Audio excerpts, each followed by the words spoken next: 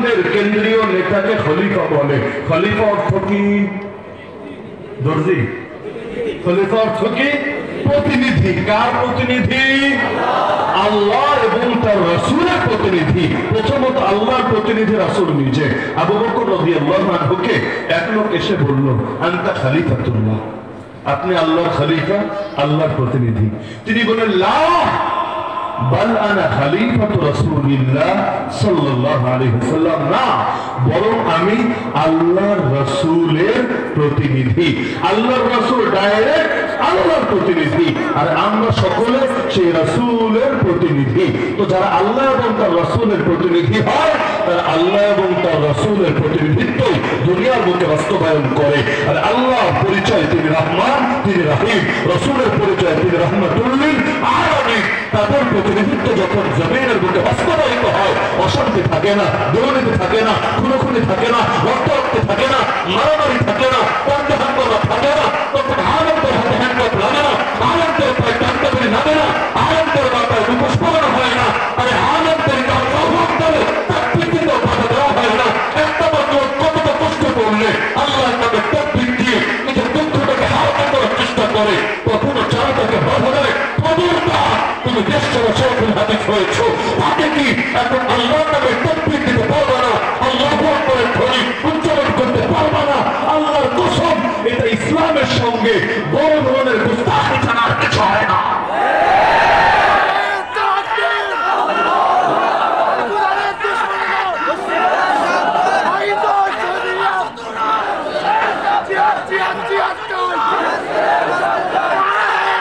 স্পষ্ট ফতোয়া শোনেন, কার থেকে শোনেন।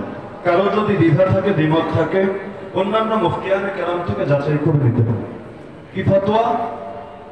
যারা নেতৃত্বের আসনে আসীন থাকে, রাজনৈতিক নেতৃত্ব, অর্থনৈতিক নেতৃত্ব, বিচারাচারের নেতৃত্ব, যত লাইনের নেতৃত্ব হতে পারে, তাদেরকে আলেম হতে হবে, অথবা এক নম্বর অপশন এটাই, তাদেরকে যেই বিষয়ে দায়িত্ব পালন করছে, দুনিয়ার সব বিষয়ে দেওয়া থাকে জরুরি না, যেই বিষয়ে দায়িত্ব পালনের ভার তার কাছে দেওয়া হয়েছে, এই বিষয়ে সে আলেম হতে হবে, অথবা বিকল্প অপশন ওলামায়ে কেরামকে দিয়ে তার এমন একটা পরিষদ গঠন করতে হবে, যাদের থেকে ফতোয়া নিয়ে নিয়ে, মশওয়ারা নিয়ে নিয়ে সে তার দায়িত্ব পালন করবে। যদি দুইটার কোনোটাই না হয়, নিজেও আলেম না, আবার আলেমদের থেকে ফতোয়া নিয়েও কাজ করে না, তাহলে নিঃসন্দেহে তার জন্য এই পদ হারাম হবে। এটাই ফতোয়া। দ্বিমতের কোনো অপশন নাই, দ্বিমতের কোনো সুযোগ নাই। তো এখন হয়তো যে আলেম হবে, না হলে আলেমদের বোর্ড থেকে ফতোয়া নিতে হবে। কিন্তু যদি এমন হয় আলেমদের থেকে ফতোয়া নেবে না, উল্টো ফতোয়া দিতে গেলে ধরে ধরে সাইজ করে দিবে, এর চাইতে বড় হাস্যকর বিষয় কি হতে পারে? তো এখন যোগ্য আর অযোগ্যের পার্থক্য এখানে। তো এখন আমরা দেখতাম অযোগ্য কসাই যত গরু বেঁধেছে, কখনো এমনও হয়েছে, আমাদের সাথী ভাইদেরও হয়েছে, গরুর গলা কাটা শুরু করেছে, আর ঢাকা শহরের গরু তো বুঝে না, কেউ কেউ কেন 1.5 লাখ 2 লাখ টাকা দিয়ে, যতটা না আল্লাহকে দেখানোর জন্য, এর চাইতে মানুষকে দেখানোর জন্য। এখনই বিশাল বিশাল সাইজের গরু মাঝামাঝি যাওয়ার পর ফালমাইটা যদি উঠে দাঁড়ায় যায়, যার হাতে ছুরি আছে ওর অবস্থাটাও কেমন হয়। কতবার এমন দেখেছি ছুরি নিয়ে যে ভো করে দৌড় দিয়েছে, কারণ গরু ওঠার পর সামনে ছুরিওয়ালা দেখলে মেজাজটা তো আগে তার উপরে গরম হয়, এটাই স্বাভাবিক ব্যাপার। আর এই মাঝামাঝি অবস্থায় এখন না পারছে বাকি গলা কাটতে, না পারছে নিজের প্রাণ বাঁচাতে, বড় মুশকিল হালত। তো সবসময় দৌড়ানি খাওয়া লাগে না, কিন্তু গরু উঠে যাওয়া এটা কমন একটা সমস্যা। তো আমরা দেখতাম দুই হালত, যদি যেই হুজুরটা জবাই করতে গিয়েছে একটু শান্তশিষ্ট হয়, আচ্ছা না, অনেক হুজুর একেবারে শান্তশিষ্ট ভদ্র মানুষ, দুনিয়ার লোকে যা বলুক না বলুক এগুলা সে কোনো জবাব দিতে পারে না, তাহলে কাম হয়েছে। কসাইরা এমন জঘন্য গালিগালা শুরু করে, সব দোষটা পায় হুজুরের কাঁধে, তাদের জন্য কোনো দোষ নাই, তারা সম্পূর্ণ পবিত্র এবং ভূত, তাদের কোনো দায় নাই, হুজুররা গালিগালা শুরু করে দেয়। কিন্তু হুজুর যদি চালাক হয়, আগে যদি ধমকটা তাদের দিতে পারে, কামটা কি করলি, এটা কোনো কাম হলো, কে তোরা কসাই বানিয়েছে, ব্যাস 2-4টা ঝাড়ি দিয়ে দিলে আস্তে করে চলে। এটা হলো দুনিয়ার সিস্টেম, ডু অর ডাই, হয়তো করবেন না হলে মরবেন। হয়তো নিজেই আগ থেকে আগ বাড়িয়ে ঝাড়ি টাকার দিয়ে নেবেন, না হলে ফিরে ফিরে ঝাড়ি আপনার জন্য বরাদ্দ থাকবে। এখন দুনিয়ার হালতটা হয়েছে এমন, সারা দুনিয়ায় মারবে একদল, গালি খাবে আর একদল। মারবে ইসরায়েল, জঙ্গি হবে ফিলিস্তিনের মাঝে। মারবে আমেরিকা, জঙ্গি হবে আফগানিস্তানের মাজলুম জনতা।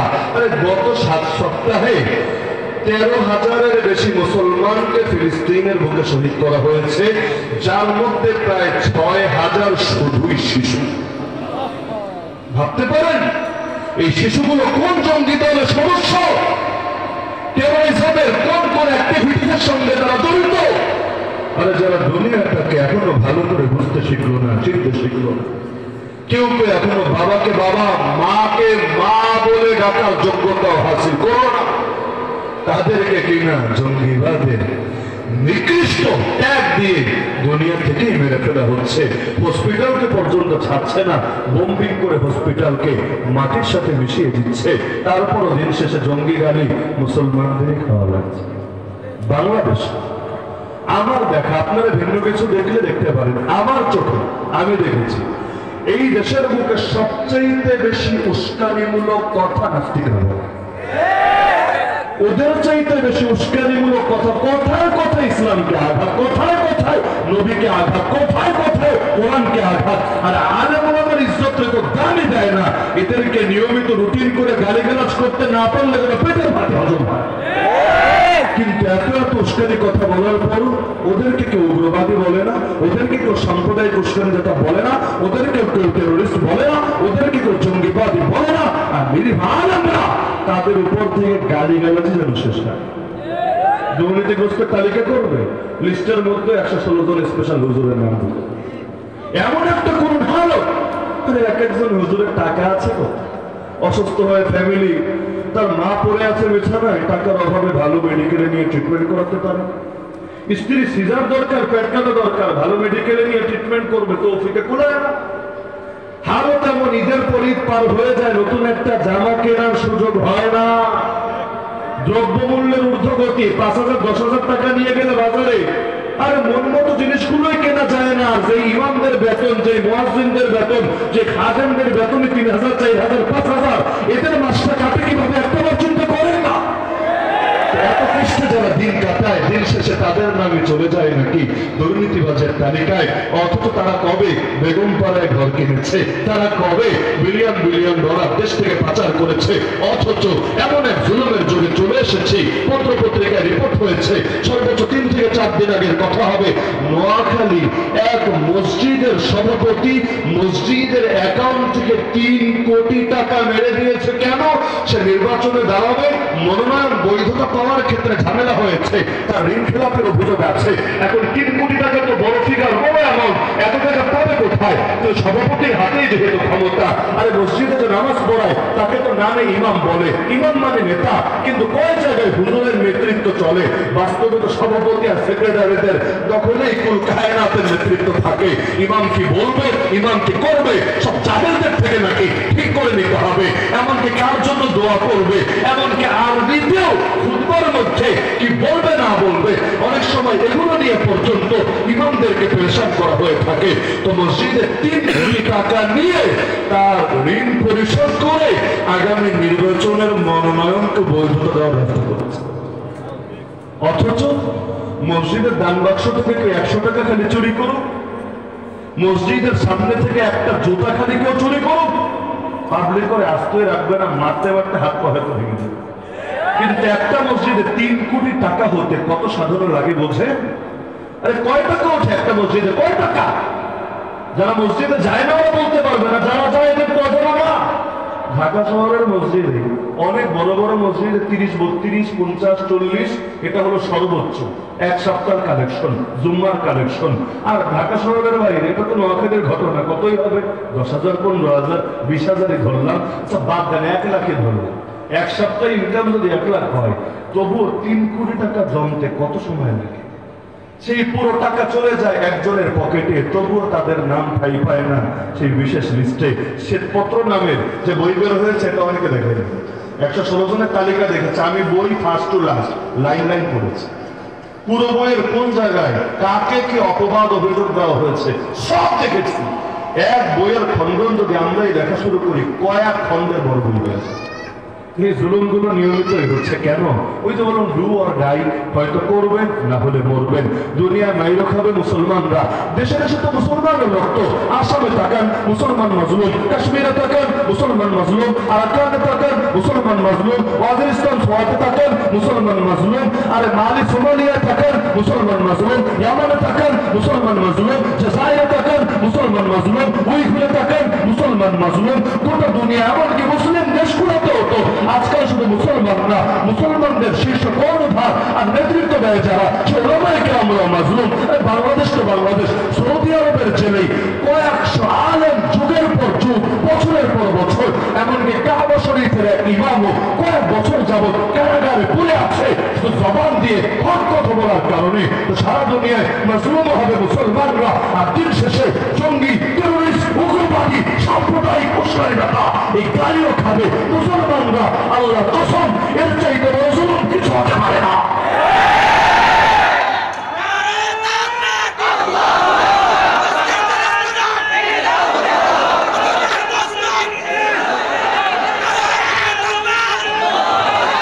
ইসরায়েলের পতাকাটা আজকে বাসায় গিয়ে দেখেন, এই পতাকা তো এমনি এমনি হয় না, পতাকার কিন্তু অর্থ থাকে। কোন দেশের পতাকায় মনে চেয়েছে দুইটা চারটা কালার বসায় দিচ্ছে, পতাকা একটা হয়ে গেছে। না ভাই, এভাবে কখনো পতাকা হয় না। বাংলাদেশের লাল সবুজের পতাকা, লালের কি অর্থ নাই? সবুজের কি অর্থ নাই? প্রতিটা দেশের পতাকা তার মূল প্রতীক, মূল আদর্শ, মূল চেতনা ধারণ। ইসরায়েলের পতাকা বাসায় গিয়ে দেখতে, যারা আগে দেখেছেন তো দেখেছেন, আলহামদুলিল্লাহ এমন মুসলমান বাসা দেখেছি, দেখলে খালি দেখতেই মনে চায়। পাপোশের উপর ইসরায়েলের পতাকা বিছিয়ে রেখেছে, যারাই ঘরে ঢোকে আর ঘর থেকে বের হয় আস্তে করে একটা করে তারা মারে। এমনকি কেউ যদি কমোডো বানাতে পারে ইসরায়েলের পতাকার রঙে, বিশ্বাস করেন আমাদের মনে কষ্ট লাগবে না, মনে আরো খুশি লাগবে। ওরা আঘাত করতে পারবে, আমাদেরকে, আমরা পারবো না। মাজলুমের অধিকার আছে আঘাতের জবাবে প্রতিঘাত আনার, ইটের জবাবে পাট কিনছে। তো ওদের পতাকায় দেখবেন, পতাকার ব্যাকগ্রাউন্ড তো সাদা, উপরে আর নিচে দেখবেন দুইটা ব্লু দাগ। ওই যে উপরে ব্লু আছে না, এরকম ব্লু দুইটা দাগ, নীল দুইটা লম্বা লম্বা দাগ, মাঝখানে 6 কোণা বিশিষ্ট একটা স্টার, একটা তারকা। এমনকি না উপরের আর নিচে ব্লু দাগের অর্থ কি? মাঝখানে 6 কোণা বিশিষ্ট তারকার অর্থ কি? যদি বলেন কোনো অর্থ নাই, আপনি পতাকাও বোঝেন না, আপনি রাজনীতিও বোঝেন না, আপনি দুনিয়ার কোনো কিছুই বোঝেন না, আপনি এখনো দুর্গলাই করি। উপরে আর নিচে আমাদের ব্যাখ্যা করার দরকার নেই, ব্যাখ্যা ওদের নিজেদের। বলবেন ব্যাখ্যাকে নিজেরা নিজেরা করে, এরকম উল্টাপাল্টা ব্যাখ্যা। আরে ভাই, দুনিয়ার তিক্ত বাস্তবতা। আমরা হকপন্থীরা হক কথা বলতে ভয় পাই, হক কথার ক্ষেত্রে লুকোচুরি করি, কারচুপি করি, কিন্তু একটা বাতিলপন্থী গোষ্ঠী দেখাতে পারবেন না যারা বাতিল কথা বলতে দ্বিধা করে, সংকোচ করে, লজ্জা করে, বরঞ্চ ওরা বাতিল কথা ঠিক, বাতিল কথা ঠিকই সাহসের সঙ্গে বলে। আমরা আল্লাহর সৈনিক হয়ে, হকের সৈনিক হয়ে হক কথাগুলো বলতে পারি না সাহস। পার্শ্ববর্তী অঞ্চলের ভারতের একাধিক উগ্র হিন্দুত্ববাদী নেতা বিভিন্ন সময় বলে নাই 8 দেশ দখল করে একটা মহাদেশ বানাবে, যেই দেশের নাম রাম রাজ্য রাখবে। এমনকি রাস্তায় রাস্তায় শত শত হাজার হাজার মুসলমানকে নির্যাতন করে নাই, এই কথা বলে বলে বল জয় শ্রীরাম, বল জয় শ্রীরাম বলা লাগবে, লাগবে না হলে করে পিটিয়ে মেরে ফেলা হবে। এভাবে কত জুলুম, কত নির্যাতন যে হয়েছে এর ইয়ত্তা নাই। এমনকি এক মুস্কানের নামক এক কিশোরীকে কিভাবে আল্লাহু আকবার বলে প্রতিবাদ করতে হয়েছে উগ্রদের বিরুদ্ধে, গোটা দুনিয়া তো দেখেছে। তো এখন এই যে জুলুমগুলো করে, 8টা দেশ মিলে নাকি একটা মহাদেশ বানাবে। 8 দেশ কোনটা কোনটা? একটা তো আছেই তাদের দেশ, 2 নম্বর আমাদের সোনার বাংলাদেশ, 3 নম্বরে হলো মিয়ানমার, 4 নম্বরে হলো আপনাদের দুশমন পাকিস্তান, 5 নম্বরে হলো নেপাল, 6 নম্বরে শ্রীলঙ্কা, 7 নম্বরে ভুটান, 8 নম্বর নামটা বড় মজা, সাম্রাজ্যবাদের গোরস্থান খ্যাত। আমার এই দিনটা দেখার জন্য আল্লাহর কাছে দোয়া করতে ইচ্ছা, আল্লাহ এই দিনটা দেখার জন্য অন্তত লম্বা হায়াত দিও। এরা গরুর মুখ পান করে আর গরুর গোবর দিয়ে কেক বানিয়ে খেয়ে কিভাবে লড়াই করে এই সিংহ শাবকদের বিরুদ্ধে, এই দিনটা দেখার জন্য তো কিছু দুনিয়া কিছু দেখাতে হবে। জঙ্গলের সঙ্গে বড়াই সবাই দেখাতে পারে, হাতি যদি পিঁপড়ারে বলে খেলবো তোর সাথে, তোর কত শক্তি দেখা দে, তোর সাথে আমার লড়াই হবে। আর এতে হাতির কোনো বিরক্ত প্রমাণিত হয় না, উল্টো হাতি যে একটা কাপুরুষ সেটা প্রমাণিত। এরকম চ্যালেঞ্জ দিলে হাতির ইজ্জত কমে, পিঁপড়ার ইজ্জত আবার ঠিকই বাড়ে। বলবেন কেন? এত এত প্রাণী থাকতে নজর পিঁপড়ার দিকে পড়লো কেন রে? ডাল মে কুছ কালা তো জরুর হ্যায়। মনে হয় কোন বৈশিষ্ট্য আর বিশেষত্ব আছে, না হলে তারে কেন চ্যালেঞ্জ দিয়ে বলে আয় আয় খেলা হবে তোর সাথে? তাহলে এখান দ্বারা হাতির মান কমে, পিঁপড়ার মান কিন্তু ঠিকই বাড়ে।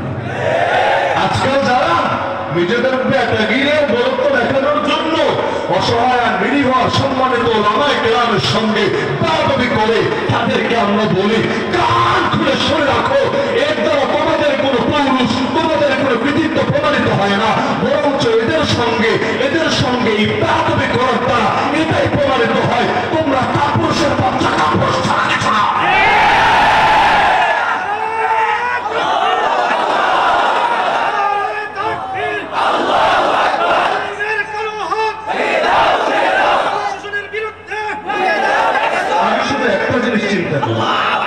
আমাদের চোখের সামনে আমাদের উস্তাদরা আলেন না, নিজেদের জুতা নিজের হাতে নেবেন, এটা আমাদের সহ্য হয়।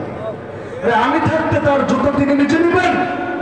এই যে মাঝে মধ্যে মানুষ টিটকারি মারে না, যে হুজুররা বয়ান করে পেছনে হাত দিয়ে হাত পাখা দিয়ে বাতাস কেন করে, আপত্তি করে নাকি করে না?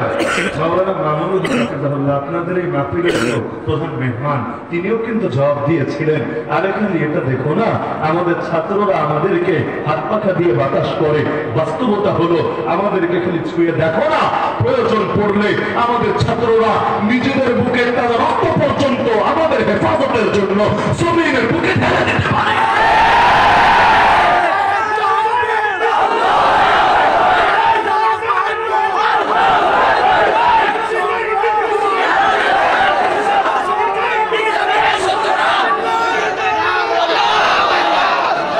কতবার যে এমন হালত হয়েছে যে না বলা যায় না সহজে। যেই কয়েকবার এই হালতে পড়েছে, আমার শুধু একটা হাদিসই বারবার মনে পড়েছে। আল্লাহ নবী সাল্লাল্লাহু আলাইহি ওয়াসাল্লামের আপন চাচা খাজা আবু তালেবের ইন্তেকালের পর আল্লাহ নবী সাল্লাল্লাহু আলাইহি ওয়াসাল্লাম এমন হালত হয়েছিল যে মুশরিকরা ভেবেছিল নবীর মাথার উপর এখন তার ছায়া নেই। একই বছর ইন্তেকাল হলো তার এবং আম্মা জান খাদিজা রাদিয়াল্লাহু আনহা। বড় দুইটা সাপোর্ট সরে গেল। সেই সময় উকবা ইবনে আবি মুআইত একদিন ভাবলো, এখন তো মুহাম্মদরে মারলে সমস্যা নেই, এতকাল তো আবু তালেব তাকে বাঁচিয়েছে, তাকে হেফাজত করেছে, কারণ আবু তালেব কালেমা পড়ে নাই, সহিহ, কিন্তু দ্বীনের জন্য আবেগের ভালোবাসা কমতি ছিল না। কুরাইশকে চ্যালেঞ্জ দিয়ে বলেছিল, শোন কুরাইশ, যতক্ষণ আমি জীবিত আছি, বনু হাশিম জীবিত আছে, তোরা মুহাম্মদের ধারে কাছে পৌঁছতে পারবি না, আর মুহাম্মদ পর্যন্ত যদি তোদের পৌঁছতে হয় আমাদের রাসূল উপর পাড়া দিয়ে যেতে হবে। যতক্ষণ আমরা বেঁচে আছি, আমরা বেঁচে থাকতে তোরা মুহাম্মদের ক্ষতি করতে পারবি না। তো যখন সে চলে গেল, ওরা ভাবলো এটাই সুযোগ, এখনই মারতে হবে। আল্লাহ নবী একদিন কাবার সামনে দাঁড়িয়ে মসজিদে হারামে সালাত আদায় করছে। সেই সময় উকবা ইবনে আবি মুআইত ভাবলো এখন সুযোগ, এখন ওরে মারতে হবে, কারণ নামাজে আছে, মনোযোগ অন্যদিকে। আর আশপাশে কোনো সাহাবীও দেখা যায় না যে এসে বাধা দেবে। এবার রাসূলের কাছে এসে নিজের গা থেকে চাদর খুলে নাউযুবিল্লাহ সেই চাদরটা আল্লাহ রাসূলের গলায় পেঁচিয়ে ফেলে, এরপর চাদর জোরে জোরে টেনে টেনে আল্লাহ নবীকে শ্বাসরুদ্ধ করে হত্যা করার চেষ্টা করতে লাগলো। এখন নেতাই যখন এই কাজে নেমেছে, কর্মীরা কেউ বসে থাকবে? বাসের চাইতে কোন চেরায় অনেক সময় বড় হয়, তারাও বেশি শক্তি নিয়ে গিয়ে আসলো। আরে এই সুযোগ হাতছাড়া করা যাবে না, নেতা যেহেতু হাত দিয়েছে, এবার আমাদের চূড়ান্ত সাইজ করে দিতে হবে। বাকি জীবন এটা গর্ব করে কাটানো যাবে যে আমরা আমাদের দুশমন মুহাম্মদকে হত্যা করেছি। নাউযুবিল্লাহ, একটাবার বুকটা কাঁপে নাই, একটাবার হাতে কম্পন সৃষ্টি হয় নাই। কারে মারছে, কার গায়ে হাত তুলছে? আরে আল্লাহর উপর সবচাইতে ভাবে যিনি, এমনকি লৌহ কলম আরশ কুরসির চাইতেও বেশি সম্মানে যিনি, আর যে মানুষটার তুলনা অন্য কোন নবীর সঙ্গেও হয় না। সব নবীকে যদি এক পাশে রাখা হয়, আমার নবীকে আরেক পাশে রাখা হয়, আমার নবীকে শ্রেষ্ঠ বলতে বাধ্য সকলে, যিনি শুধু আমাদের ইমাম না, আমাদের নবী না, ইমামুল আম্বিয়া, ফখরুর রসুল, নবীউল আম্বিয়া। আর এত মহান ব্যক্তিত্বকে পেলে কি করা দরকার ছিল? আর জালেমের দল করছেটা কি? এখন কেউ এসে নবীর গালে খুশি মারতে লাগলো, কেউ চড় মারতে লাগলো, কেউ কাপড় চোপড় ধরে গায়ে মশলা করতে লাগলো, কেউ আল্লাহ নবীকে ধাক্কা মেরে আবার দেয়ালের উপর ফেলে দিল। এখন কেউ হেঁচে হেঁচে আল্লাহ নবীকে কষ্ট দিতে লাগলো। আর এমন এক করুন হালত, সাহাবী আব্দুল্লাহ বিন মাসউদ রাদিয়াল্লাহু পাশে দাঁড়ানো, তিনি বলেন আমার দুই চোখ বেয়ে পানি গড়িয়ে পড়ছিল, অন্তরটা ফেটে চৌচির হয়ে যাচ্ছিল, কিছুই করার ছিল না। আমি আরবের লোক না, কুরাইশের লোক না, এখানে আমার আত্মীয় পরিজন নাই, আবার জিহাদের আদেশ তখন নাযিল হয় নাই। কি করবো আমি একা যদি এদের সাথে লড়ে যাই, আমি তো নবীকে একা সেভ করতে পারবো না। উল্টা আমাকে যখন মারবে, আর আমার কোন আত্মীয় পরিজন নাই যে আমার সাহায্যে এগিয়ে আসবে। তিনি আফসোস করে বলেন, বুখারীর শব্দ, লাউ কানা লি মানা, আমি কিন্তু আফসোস করছিলাম আজকে যদি আমার একটা প্রতিরক্ষাকারী বাহিনী থাকতো, তাদেরকে নিয়ে নবীকে হেফাজত করতাম, তাদেরকে নিয়ে মুশরিকদেরকে শিক্ষা দিতাম, কিন্তু কিছুই করতে পারছিলাম না। হঠাৎ দেখলাম সবার ভিড় ফেলে এক সিংহ পুরুষ ছুটে আসছে আর চিৎকার করে করে বলছে, আতাকতুলুনা রাজুলান আইয়াকুলা রাব্বি আল্লাহ, তোমরা কি একজন লোককে কেবল এই অপরাধ মেরে ফেলবা যে সে বলে আমার রব আল্লাহ? তোমাদের চোখে এটাই এত বড় পাপ, এত বড় গুরুতর অপরাধ, এই অপরাধে তাকে আর বাঁচতে দেবে না। তিনি বলেন, খেয়াল করে দেখলাম মানুষটার কেউ না, মানুষটা সিদ্দিক আকবর আবু বকর রাদিয়াল্লাহু আনহু। তো যখন আমাদের সামনে আমাদের মুরব্বীদের এভাবে লাঞ্ছনা বঞ্চনা করা হতো, বসানোর পদ্ধতিটাই তেমন ছিল, ডেইলি 3 বার হাজিরা দেওয়া লাগতো। মাদ্রাসায় হাজিরা দিয়ে 1 বার, আর সেখানে দেওয়া লাগতো ডেইলি 3 বার। এর মধ্যে দুপুরের যে হাজিরা, আল্লাহ, হাজিরা সিস্টেমটা ব্রিটিশ আমল থেকে চলে আসছে। এভাবে বাথরুম করতে বসেন না যেভাবে, হাইকমোডে না, স্বাভাবিক বাথরুম করতে যেভাবে বসেন, অর্থাৎ নিতম্ব থাকবে উপরে, পায়ের উপর ভর করে এভাবে বসে থাকতে হবে সবাইকে। বারান্দার মধ্যে 3 জন করে সিরিয়াল দিয়ে, এখন আসতে 10 মিনিট লাগুক 15 মিনিট লাগুক, এভাবে বসে থাকবে সব তলার লোকেরা। আর পাহারাদাররা আসবে গার্ড, জেল গার্ড, আর নামে হলো গার্ড, কিন্তু তাদেরকে মর্যাদা দেওয়া হয়েছে জমিদার অফিসারের। তারা আসবে, মাথা গুনবে সব ঠিকঠাক আছে নাকি কেউ পালিয়েছে নিশ্চিত হবে। এর আগ পর্যন্ত মুরব্বী আলেমদের এভাবে বসে থাকতে হবে, মাফ নাই। আরে এমনকি কারাগারে ঢোকার সময়, বের হওয়ার সময় যখন চেকিং চলে, 1.5 ঘন্টা 2 ঘন্টা 2.5 ঘন্টা পর্যন্ত লেগে যায় এতগুলো মানুষকে ধীরে ধীরে চেক করতে। পুরো টাইম এভাবে বসে থাকতে হয়। আমি নিজেও একবার কতক্ষণে বসে থাকা যায়, পাশে এক জায়গায় একটু উঁচু ছিল, সেখানে বসেছি, এমন জোরে ধমক দিয়েছে, আরে এত বড় সাহস, এভাবে বসেছেন। এই বসাটা ব্রিটিশরা আবিষ্কার করেছে মনোবল ভেঙে দেওয়ার জন্য, যে তোরা হিন্দুস্তানিরা গোলামের জাত, তোরা গোলামের মতো থাকবে আমাদের সামনে, আমরা ব্রিটিশরা মনিব, আমাদের দারোয়ানরাও তোদের উপর মনিবের মতো আচরণ করবে। একজন আলেম, আমি নাম বলবো না, বাংলাদেশের শীর্ষস্থানীয় বয়সটার সাহিত্যের উপরে নাম বললে সকলে চিনবেন এক বাক্যে, তো শাইখুল হাদিস, যিনি অসংখ্য মাদ্রাসায় বুখারীও পড়ান, যার ছাত্রই আছে বাংলাদেশে হাজার হাজার, এমনকি ইসলামী একটা দলের প্রধানতম একজন দায়িত্বশীল ব্যক্তিত্ব, একদিন পুরো কেঁদে বলছেন, মাওলানা, মাদ্রাসায় একটা সাইন দিয়ে হাজিরা দিতাম, এটাই ক্লান্ত লাগতো, বিরক্ত লাগতো, মাঝে মধ্যে কয়েকদিন জমে যেত, ঠিক মতো সাইন দিয়ে হাজিরা দেওয়া হতো না। কিন্তু এরা আমাদের যেভাবে লাঞ্ছিত করে, আমরা তো আমাদের ছাত্রদেরকে ওইভাবে লাঞ্ছিত করে কথা কল্পনা করতে পারি। কিন্তু কি করার ছিল, যারা জুতা হাতে নিলে আমাদের অন্তর ভেঙে যায়, তাদের জুতা নিতে পারাকে, জুতার ধুলো হাতে লাগানোকে নিজেদের জন্য সৌভাগ্যের বিষয় মনে করি। কি করার আছে? চোখের সামনে যখন তাদের রিমান্ডে নেওয়া হয়, চোখের সামনে যখন তাদেরকে বিভিন্নভাবে হেনস্থা করা হয়, তাকিয়ে তাকিয়ে দেখতে হয়েছে, আর সেই হাদিসটা এখানে স্মরণ করতে হয়েছে। আর এখন দেখেন না কি এক হালত, ফিলিস্তিনের বুকে আমাদের ভাইয়েরা, আমাদের বোনেরা মার খাচ্ছে, কিন্তু এখনো এক শ্রেণীর সুশীল উল্টো মাজলুমদেরকে গালি দিচ্ছে। কাফের দেখে কাফের কথা বলি না, কিন্তু বাংলার জমিনে এক শ্রেণীর মানুষ নিজেদেরকে ধর্মীয় ব্যক্তিত্ব মনে করে দালালিটা মুসলমানদের পক্ষে না করে ইসরায়েলের পক্ষে ঠিকই করে যাচ্ছে।